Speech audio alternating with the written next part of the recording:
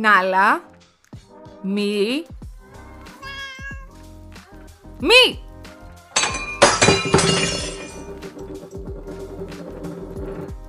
Ω Θεέ μου, τι καταστροφή.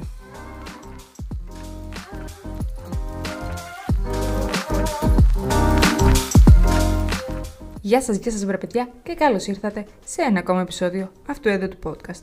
Είμαι η Γαβρίλη και φυσικά έχω μαζί μου την άλλη, η οποία μάλλον κοιμάται, δεν την ακούω πάντως. Και σε αυτό το επεισόδιο θα ήθελα να μιλήσουμε για τις νέες αρχές και για τις επιλογές.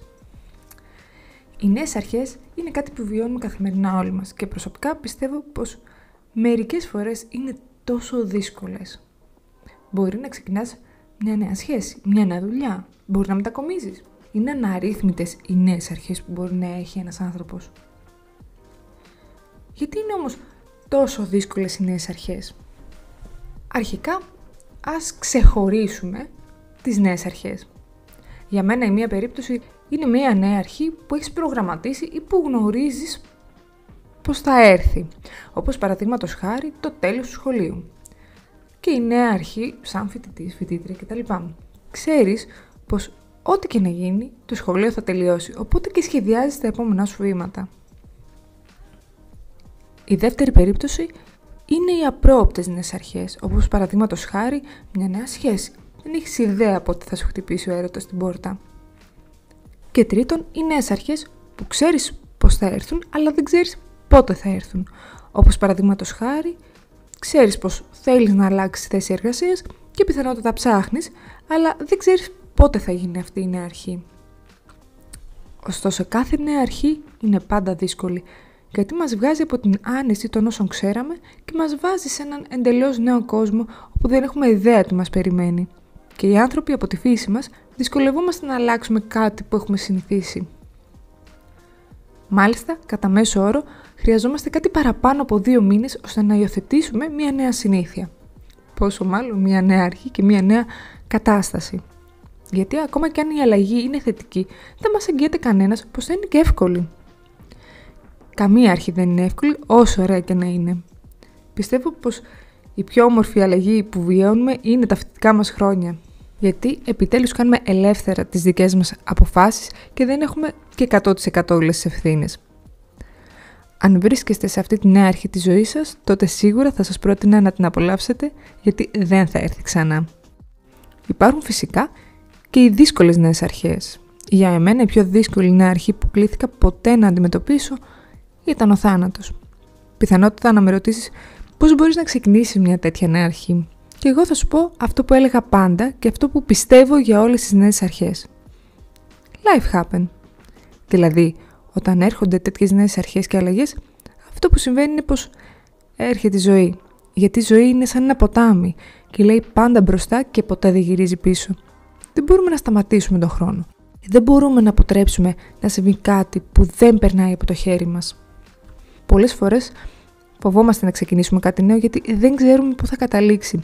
Ειδικά αν παλαιότερα μια παρόμοια επιλογή δεν μας οδήγησε εκεί που θα θέλαμε. Είτε αυτή η επιλογή αφορά σχέση, είτε μια νέα δουλειά. Και είναι απόλυτα λογικό και φυσιολογικό να φοβόμαστε. Όμως να μην ξεχνάμε πως κανένας άνθρωπος δεν είναι ίδιος και κανένα περιβάλλον δεν είναι το ίδιο. Όπως επίσης να μην ξεχνάμε πως ίσως δεν έπρεπε να μας πάνε εκεί που εμείς θα θέλαμε αυτές οι επιλογές. Ίσως να ήταν το καλύτερο για εμάς να μην καταλήξουν εκεί που εμείς ιδανικά θα θέλαμε. Και πως με κάθε νέα αρχή που δεν μας πήγε εκεί που θα θέλαμε ή είχε μια εντελώς διαφορετική έκβαση από αυτή που θα θέλαμε, και πάλι σίγουρα κάτι μας έμαθε. Πήραμε ένα νέο μάθημα ζωής. Για να ξεκινήσουμε κάτι νέο πιστεύω πως πρέπει να ξεκινάμε με ελπίδα και φως και όχι κουβαλώντας σαν βαρύδιο τους φόβους μας. Γιατί πόσο μακριά μπορείς να πας με ένα βαρύδιο δεμένο στα πόδια σου. Γιατί οι νέες αρχές είναι αδιάρρηκτα συνδεδεμένες με τις επιλογές. Κάθε στιγμή της ζωής μας κάνουμε επιλογές που δεν έχουμε ιδέα που θα μας οδηγήσουν. Δεν είναι απίστευτο αυτό, δεν είναι σχεδόν μαγικό. Μια απλή επιλογή μπορεί να προδοτήσει μια σειρά από αναρρύθμιτες αλλαγές που ίσως μας οδηγήσουν σε μια νέα αρχή. Να κάνουμε ένα υποθετικό σενάριο. Ας πούμε πως σήμερα αποδείχεσαι μια νέα θέση εργασίας ανάμεσα σε 3-4 που σου έχουν γίνει. και ξεκινάς να πηγαίνεις στη νέα θέση εργασίας και εκεί μαθαίνεις νέα πράγματα και εξελίσσεσαι. Ώσπου μια μέρα γνωρίζεις έναν νέο συνάδελφο, ο οποίος πρόσφατα ήρθε στην εταιρεία σας.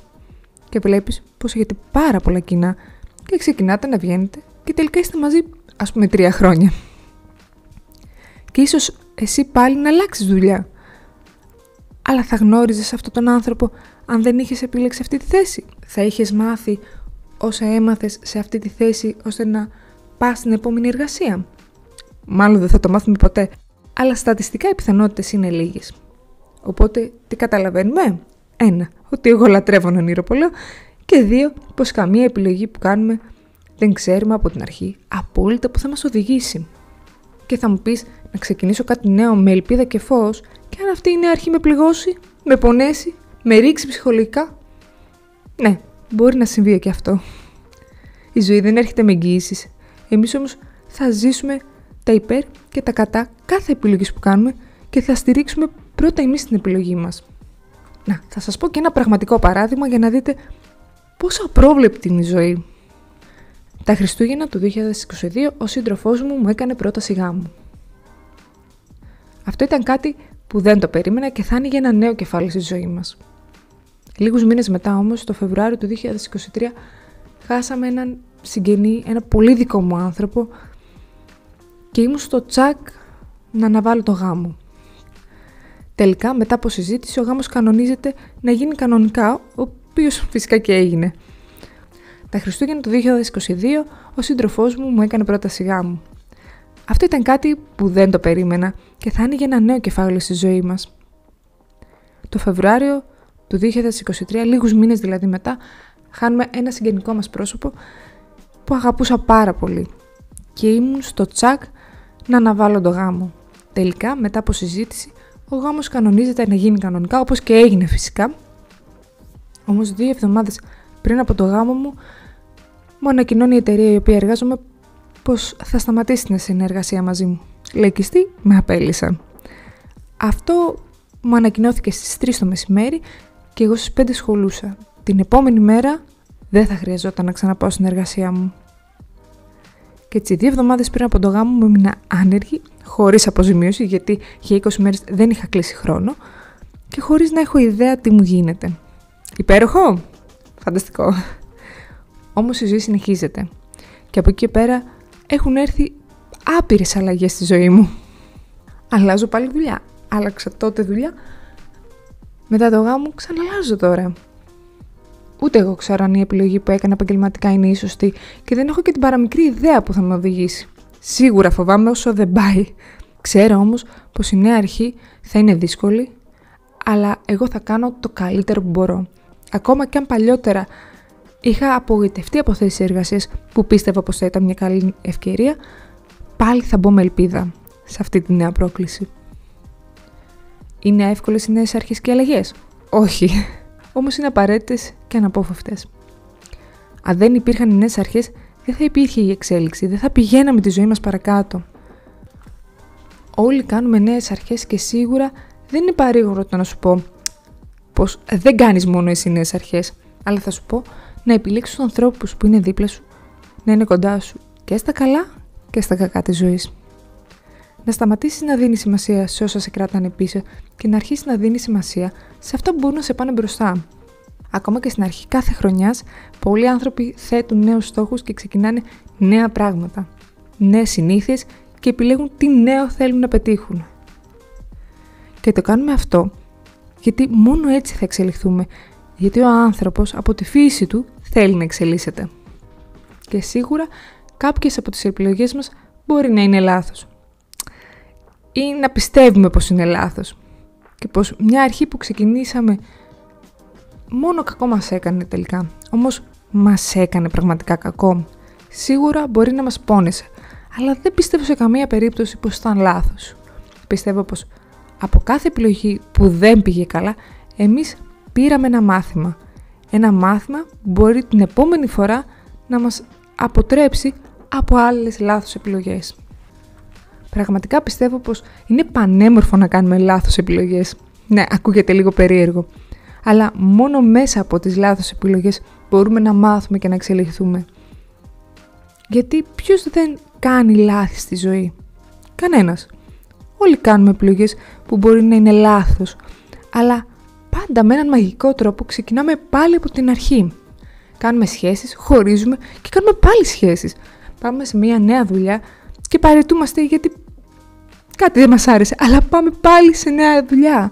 Ξεκινάμε γυμναστήριο και το σταματάμε για να θυμηθούμε πάλι να ξεκινήσουμε μετά από καιρό.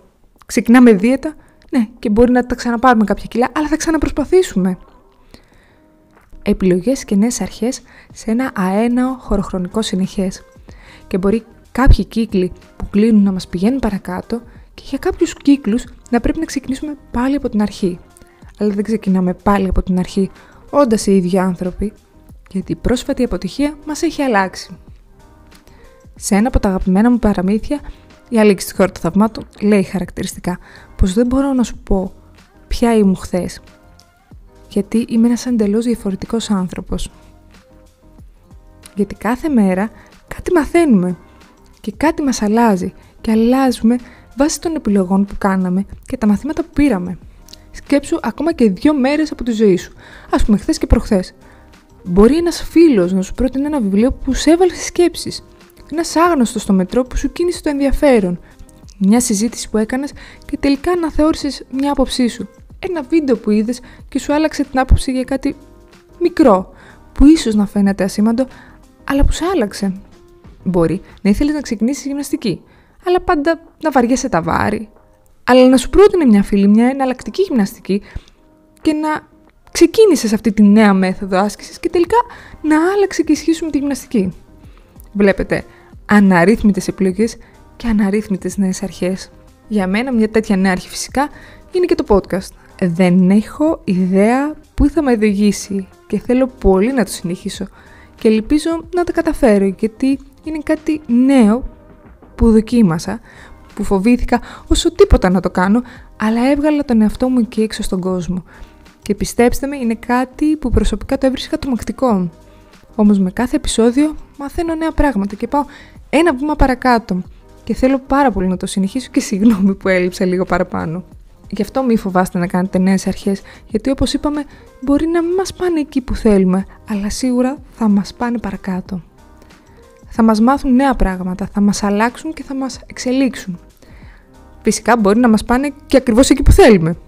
Ποιος ξέρει. Εγώ όμως κάπου εδώ θα σας αφήσω, γιατί και εγώ ξεκινάω αύριο μια νέα αρχή, σε μια νέα θέση εργασίας και θα ήθελα να προετοιμαστώ και να ξεκουραστώ. Ευχηθείτε μου καλή αρχή, γιατί πραγματικά ανυπομονώ για αυτή τη νέα θέση εργασίας και φυσικά θα σας κρατήσω ενήμερους για το πώς πήγε αυτή η νέα αρχή για εμένα και γενικά πώς θα εξελιχθεί. Θέλω όλους εσάς οι οποίοι σας τρομάζουν οι νέες αρχές να σας πάρω μια πολύ μεγάλη αγκαλιά και να σας πω πως όλα για κάποιο λόγο γίνονται και να έχετε δύναμη ψυχής και τόλμη. Πείτε μου κάτω στα σχόλια ό,τι θέλετε, αλλά και τι άποψη έχετε εσείς για τις νέες αρχές και τις επιλογές. Επίσης, μην ξεχάσετε να μας κάνετε follow στο Instagram και στο Spotify, όπου στο Instagram θα δείτε εννοείται την άλλα σε νέες περιπέτειες και φυσικά subscribe στο YouTube. Για όλα θα σας έχω πληροφορίες στο κουτί της περιγραφής. Από εμένα και την άλλα φυσικά, φιλιά πολλά. Μισό λεπτό να σας τη φέρω, να σας πει ένα γεια. Έλα εδώ. Έλα εδώ. Ναι. Πες γεια. Πες γεια.